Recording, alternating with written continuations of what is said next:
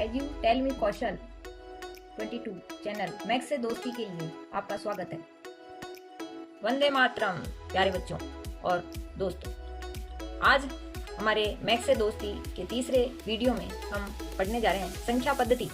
तो सबसे पहले तो हम ये जान लें कि संख्या क्या है। किसी व्यक्ति या वस्तु की मात्रा को व्यक्त करने वाले संकेत ही संख्या कहलाते हैं। जैसा कि आपने पहले देखा था कि गणित जो है वास्तव में संकेतों की ही एक भाषा है, जिसे हम विज्ञान की एक शाखा के रूप में पढ़ते हैं। सबसे पहले जो संख्या देखेंगे हम, या यूं कहें संख्याओं का एक समुच्चय देखेंगे, वो है प्राकृत संख्याएं। अब आपको पता है प्राकृत या हम इसे कहें प्रकृति, तो इंग्लिश में इसे हम कहते हैं नेचुरल, तो इसे हम इंग्लिश में बोलेंगे नेचुरल नंबर। इसीलिए इस प्राकृत संख्याओं के लिए हम एक संकेत डिसाइड करते हैं जो कि इसके प्रथम अक्षर के अनुसार है।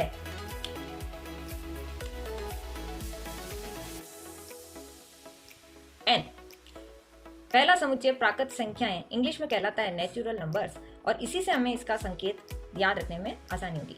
प्राकृत संख्याओं को इंग्लिश में नेचुरल नंबर कहते हैं और इसका फर्स्ट लेटर एन है, इसीलिए इसके समुच्चय को हम कैपिटल एन से डिनोट करेंगे। और इसमें जो संख्याएं आती हैं वह सामान्य संख्याएं 1, 2, 3, 4 और इस प्रकार आगे भी सम्मिलित होती हैं। इस प्रकार आप कह सकते हैं कि प्राकृत संख्याओं का समुच्चय n वह समुच्चय है जिसमें संख्याएं 1 से शुरू होती है और इसी क्रम में आगे बढ़ती हैं। इस प्रकार अगर प्रश्न पूछा जाए कि सबसे छोटी प्राकृत संख्या कौन सी है, तो 1। सबसे छोटी सम प्राकृत संख्या कौन सी है, तो 2। और इसी तरह से और भी कई प्रश्न इस प्राकृत संख्याओं के समुच्चय से पूछे जाते हैं। प्राकृत संख्याओं के समुच्चय में जब हम शून्य को सम्मिलित कर देते हैं, और अगर हम इसे याद रखना चाहें तो इस तरह से रख सकते हैं कि पूर्ण संख्याओं के जो समुच्चय को इंग्लिश में कहते हैं होल नंबर, और 0 इसमें सम्मिलित करने के बाद ही यह होल बनता है, यानी कि पूर्ण बनता है। 0 को वैदिक गणित में पूर्ण के तौर पर देखा गया, क्योंकि हम जब नंबर शुरू करते हैं 1 2 3 4 5 6 इस तरह से 9 तक, तो उसके बाद 1 बढ़ने पर वह पूर्ण यानी 1 0 10 की ओर जाता है। Excuse me. इस प्रकार पूर्ण संख्याओं के समुच्चय को याद रखने का तरीका यह है कि प्राकृत संख्याओं के समुच्चय में जब केवल 0 इंक्लूड हो जाएगा तो वही समुच्चय पूर्ण संख्याओं का समुच्चय कहलाएगा, और उसे इंग्लिश में होल नंबर कहते हैं। और इसका फर्स्ट लेटर जो है वो W है, और इसी को संकेत रूप में हम W से प्रदर्शित करेंगे। आप इंग्लिश वर्ड से याद रखोगे तो इनके संकेत भी आपको जल्दी से याद हो जाएंगे, और यह आपको बहुत जरूरी है, ध्यान रखना। इस प्रकार पूर्ण संख्याओं का समुच्चय W से प्रदर्शित किया जाता है, और उसके लिए संख्या शुरू होती है 0, यानी कि सबसे छोटी पूर्ण संख्या कौन सी है, तो उसका उत्तर 0 आएगा। आगे बढ़ते हैं।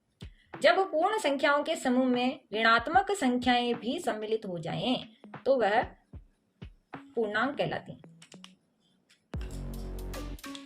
इसे इंग्लिश में इंटीजर नंबर्स कहते हैं। इस प्रकार पूर्णांक संख्याओं में 0 के अलावा पॉजिटिव और नेगेटिव नंबर्स भी सम्मिलित हो जाते हैं।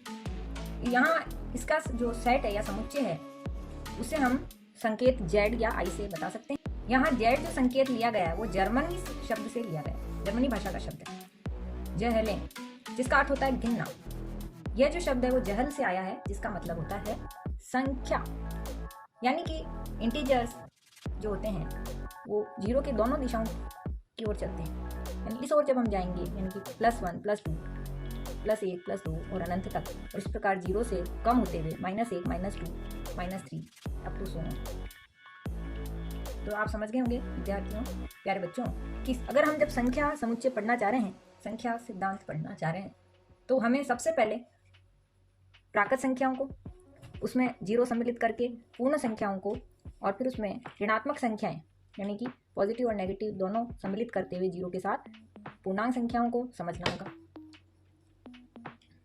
आइए अब इसके बाद वाली संख्याओं के बारे में जानते हैं, जिन्हें हम कहते हैं परिमेय व अपरिमेय संख्याएं, रैशनल और इरैशनल नंबर्स। परिमेय संख्याएं, रैशनल नंबर्स, इसका संकेत Q लिया गया है। अब Q क्यों लिया गया है, R क्यों नहीं लिया गया है, तो देखिए आप Q इसलिए लिया गया है कि इसको इंग्लिश में अपन बोल रहे हैं रैशनल नंबर, जो रेशो से लिया है, और इसे इंग्लिश में कहते हैं QUOTIENT क्वोशिएंट, इसलिए इसका फर्स्ट लेटर जो है Q, उसी के रूप में हमने परिमेय संख्याओं के समुच्चय को Q के रूप में दर्शाया। अब यहाँ आपको इसकी परिभाषा को या इसके संकेत को अच्छे से समझना है, क्योंकि इसी के आधार पर फिर अपरिमेय संख्याएं भी परिभाषित होती हैं। कैसे? Q एक ऐसा समुच्चय है संख्याओं का जिसमें हम P अपॉन Q के रूप में लिख सकते आते हैं, यानी कि P और Q both are belongs to Z and 0, Q not equal to 0।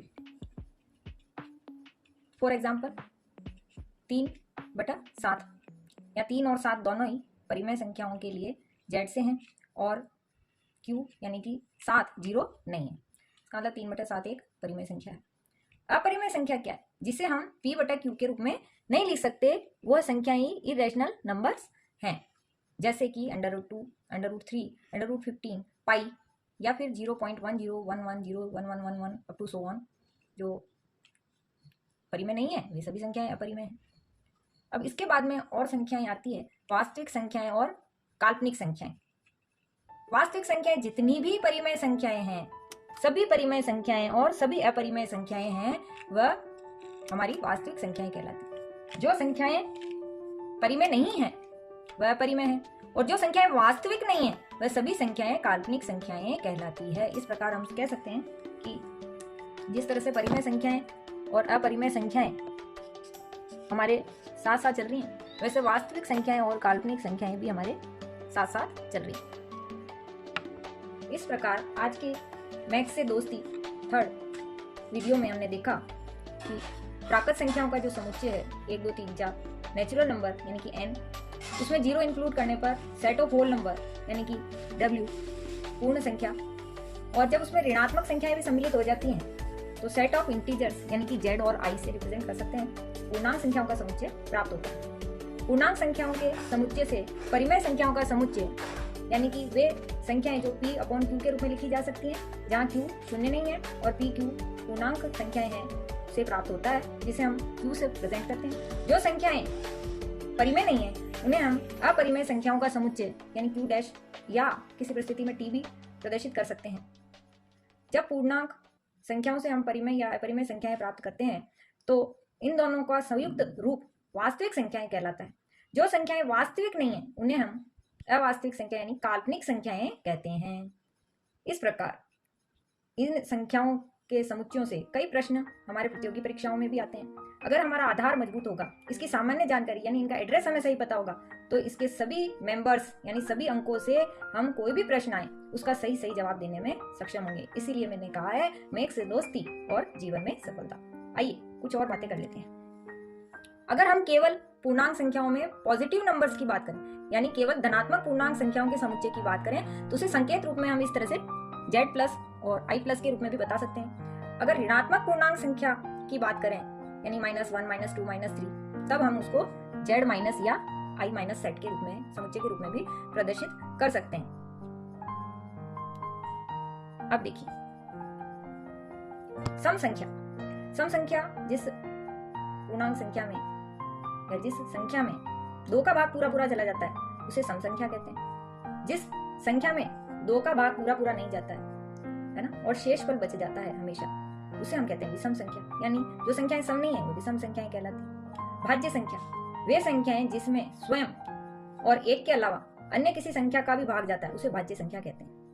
वे संख्याएं जिसमें केवल स्वयं या एक का ही भाग जाता है उसे अभाज्य संख्या कहते हैं। इंग्लिश में भाज्य संख्या को कहते हैं कंपोजिट नंबर और अभाज्य संख्या को कहते हैं प्राइम नंबर।